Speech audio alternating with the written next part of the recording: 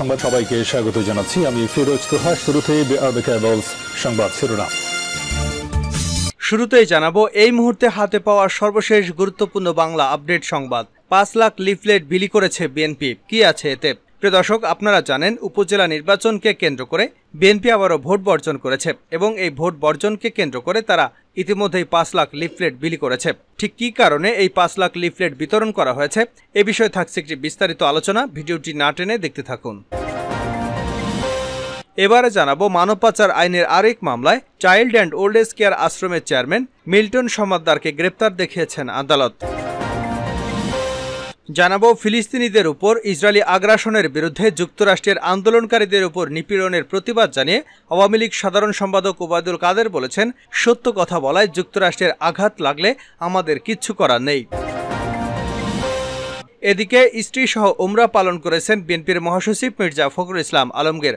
শনিবার এশার নামাজের পরে বিএনপির মহাসচিব এবং তার সহধর্মিণী রাহাতারা বেগম উমরা পালন করেছেন। এবারে থাকছে আগামী 2 মাসের মধ্যেই ভাঙা খুলনা যশোর পর্যন্ত ট্রেন চালু হবে। রেলমন্ত্রী মোহাম্মদ জিল্লুর হাকিম বলেছেন, আগামী 2 মাসের মধ্যেই ভাঙা থেকে খুলনা যশোর হয়ে বেনাপোল পর্যন্ত ট্রেন চালু হবে। প্রধানমন্ত্রী শেখ হাসিনা সেই ট্রেনের উদ্বোধন করবেন বলে আশাবাদ ব্যক্ত করেছেন রেলমন্ত্রী। এবং সর্বশেষ জানাবো আন্তর্জাতিক সংবাদ। যুদ্ধবিরতি নিয়ে ইসরায়েলকে যে সতর্কবার্তা দিল ইরান। বিশ্বের অনেক দেশে ইসরায়েলের বিরুদ্ধে বিক্ষোভ শুরু হয়েছে। এর ফলে দেশটির উপর চাপ বেড়েছে। গাজায় যুদ্ধবিরতির চুক্তিতে পৌঁছানোর সম্ভাবনা বাড়িয়ে তুলেছে বলে জানিয়েছেন ইরানের পররাষ্ট্রমন্ত্রী হোসেইন আমির আবদুল্লাহিয়ান। এতক্ষণ শিরোনাম শুনছিলেন, এবার বিস্তারিত। প্রিয় দর্শক, আপনি যদি এই চ্যানেলে নতুন হয়ে থাকেন, ভিডিওটি দেখতে দেখতে চ্যানেলটি সাবস্ক্রাইব করে আমাদের সঙ্গেই থাকুন। আর এই ভিডিও সম্পর্কে আপনি আপনার মূল্যবান মতামতটি কমেন্ট বক্সে জানিয়ে দিন। আর হ্যাঁ প্রিয় দর্শক, জানিয়ে দিন ভিডিওটি কোথা থেকে দেখছেন। ৫ লাখ লিফলেট বিলি করেছে বিএনপি। কি আছে এতে? উপজেলা নির্বাচন প্রতিহত নয়, বর্জনে দেশবাসীকে উৎসাহিত করছে বিএনপি। দলীয় নেতাকর্মীদের ভোট থেকে দূরে রাখতে সব ধরনের কৌশল অব্যাহত রেখেছে দলটি। ইতিমধ্যে যারা ভোটে অংশ নিয়েছেন তাদের স্থায়ী বহিষ্কার করা হয়েছে। ভোটারদের নিরুৎসাহিত করতে ৫ লাখ লিফলেট বিতরণ করা হয়েছে। দেশ বাঁচাও মানুষ বাঁচাও নাম দিয়ে দখলদার আওয়ামী লীগ সরকারের আসন্ন প্রতারণামূলক ডামি উপজেলা এবং সব স্থানীয় সরকার নির্বাচন বর্জন করুন শিরোনামে লিফলেট বিলি করা হয়েছে। এতে বলা হয়েছে, বর্তমান অবৈধ সরকারের আমলে কখনই জাতীয় স্থানীয় সরকার নির্বাচন কোনোটি অবাধ সুষ্ঠু হয়নি। জনগণের ভোটের তোয়াক্কা না করে ক্ষমতাসীন দলের মনোনীত প্রার্থীদেরকেই আজ্ঞাবাহী নির্বাচন কমিশন বিজয়ী ঘোষণা করে। দখলদার শাসক গোষ্ঠী প্রতিটি নির্বাচনের আগে নতুন নতুন কূটকৌশল অবলম্বনের মাধ্যমে জনগণকে প্রতারিত করে। এমতাবস্থায় বিএনপি শেখ হাসিনা নেতৃত্বাধীন সরকার এবং তার সাজানো নির্বাচন কমিশনের অধীনে এবং প্রশাসন ও পুলিশ প্রকাশ্যে একপেশে ভূমিকার জন্য ইতিপূর্বে অনুষ্ঠিত জাতীয় এবং সংসদ স্থানীয় সকল নির্বাচন বর্জন করেছে। এই ভাঁওতাবাজি ও ডামি নির্বাচন বর্জন করার জন্য বিএনপি দেশবাসীকে আন্তরিক ধন্যবাদ ও কৃতজ্ঞতা জানাচ্ছে। লিফলেটে মানবাধিকার, গণতান্ত্রিক মূল্যবোধ ও জনগণের আশা আকাঙ্ক্ষা অবরুদ্ধ করা সহ প্রয়োজনীয় খাদ্যদ্রব্যের দাম বাড়ানো, গ্যাস বিদ্যুৎ জ্বালানি তীব্র সংকটের ভোগান্তির চিত্র তুলে ধরা হয়েছে। পাশাপাশি আইন প্রশাসন আদালত এখন জনগণকে দমন করবার হাতিয়ার হিসেবে ব্যবহার করা হচ্ছে। এছাড়া জাতীয়তাবাদী শক্তি নেতাকর্মীদের দলীয় নিরপেক্ষ সরকারের অধীনে নির্বাচন এবং খালেদা জিয়ার মুক্তির এক দফার চলমান আন্দোলন অগ্রগামী করতে পিছপা হয়নি বলে দলের অবস্থান ব্যাখ্যা করা হয়। লিফলেটে আরও উল্লেখ করা হয়, এখনও সুষ্ঠু এবং শান্তিপূর্ণ নির্বাচনের পরিবেশ তৈরি হয়নি এবং বিদ্যমান অরাজক পরিস্থিতি আরও অবনতিশীল হওয়ায় যৌক্তিক কারণে আসন্ন উপজেলা সহ স্থানীয় সব নির্বাচনে অংশগ্রহণ না করার জন্য বিএনপি নির্বাচন বর্জনের সিদ্ধান্ত গ্রহণ করেছে। এ সরকার ভোট, সংবিধান এবং ভিন্নমত প্রকাশ, বহু দলের অংশগ্রহণে নির্বাচন সহ মানুষের সহজাত অধিকারগুলোকে নির্দয়ভাবে হরণ করেছে। আওয়ামী লীগের রাজনীতির একমাত্র ভিত্তি হচ্ছে মানুষকে ভয় দেখিয়ে ক্ষমতা ধরে রাখা।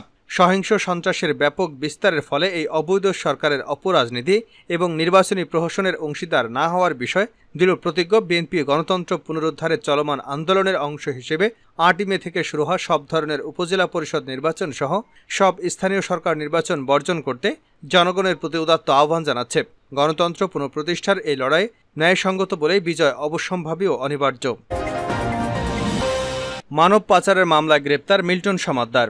মানব পাচার আইনের আরেক মামলায় child and old age care আশ্রমের চেয়ারম্যান মিল্টন সমাদ্দারকে গ্রেপ্তার দেখিয়েছেন আদালত। রোববার ঢাকার মেট্রোপলিটন ম্যাজিস্ট্রেট মেহরা মাহবুবের আদালত তাকে গ্রেপ্তার দেখান। আদালতের মিরপুর মডেল থানার সাধারণ নিবন্ধন শাখার কর্মকর্তা উপপরিদর্শক সাইফুল ইসলাম এ তথ্য জানিয়েছেন। এর আগে রাজধানীর মিরপুর থেকে গত বুধবার রাতে মিল্টন সমাদ্দারকে গ্রেপ্তার করে ঢাকা মহানগর গোয়েন্দা পুলিশের মিরপুর জোনাল টিম। তার বিরুদ্ধে এর মধ্যে মিরপুর মডেল থানায় ৩টি মামলা করা হয়েছে। আরও কয়েকটি মামলার প্রস্তুতি চলছে। গত বৃহস্পতিবার মিল্টনকে ঢাকার চিফ মেট্রোপলিটন ম্যাজিস্ট্রেট আদালতে হাজির করে পুলিশ। Child and old age care আশ্রমের জাল মৃত্যু সনদ দেওয়ার অভিযোগে করা মামলায় তার ৩ দিনের রিমান্ড মঞ্জুর করেন আদালত। এদিকে মিল্টন সমাদ্দারের গ্রেপ্তার হওয়ার খবর ছড়িয়ে পড়ার সঙ্গে সঙ্গে উচ্ছ্বাসিত হয়ে ওঠেন মিরপুর পাইকপাড়া এবং বরিশালের উজিরপুরের সাধারণ মানুষজন। এছাড়া বুধবার রাতেই রাজধানীতে আনন্দ মিছিল করে বাংলাদেশ মুক্তিযোদ্ধা মঞ্চ নামের আরও একটি সংগঠন। গ্রেপ্তারের পর থেকেই ভুক্তভোগীদের অনেকেই মিল্টনের বিরুদ্ধে মুখ খুলতে শুরু করেছেন। গত 25 এপ্রিল মানবিক মুখোশের আড়ালে ভয়ঙ্কর মিল্টন সমাদ্দার এবং জীবনের ধাপে ধাপে প্রতারণার শিরোনামে দুটি সংবাদ প্রকাশ করে দৈনিক কালবেলা। এরপরই সামাজিক যোগাযোগ মাধ্যমে তাকে নিয়ে শুরু হয় আলোচনা সমালোচনার ঝড়।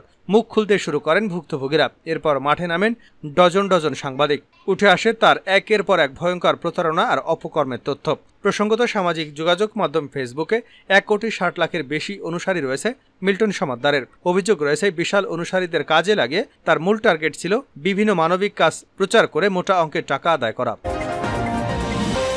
সত্য কথা বলায় যুক্তরাষ্ট্রের স্বার্থে আঘাত লাগলে আমাদের কিচ্ছু করার নেই। ফিলিস্তিনের উপর ইসরায়েলি আগ্রাসনের বিরুদ্ধে যুক্তরাষ্ট্রের আন্দোলনকারীদের উপর নিপীড়নের প্রতিবাদ জানিয়ে আওয়ামী লীগ সাধারণ সম্পাদক ওবায়দুল কাদের বলেছেন, বিভিন্ন দেশের কর্তা ব্যক্তিরা আমাদের দেশে মানবাধিকার যে চোখে দেখে, নিজের দেশে সেই দৃষ্টিতে দেখবে না কেন? আওয়ামী লীগের সভাপতি ধানমন্ডি রাজনৈতিক কার্যালয়ে এক ব্রিফিংয়ে রোববার দুপুরে তিনি এসব কথা বলেন। ওবায়দুল কাদের বলেন, আওয়ামী লীগের যুক্তরাষ্ট্রের সঙ্গে কোনো সংঘাত নেই, তবে সত্য বলে তাদের স্বার্থে আঘাত লাগলে তো কিছু করার নেই।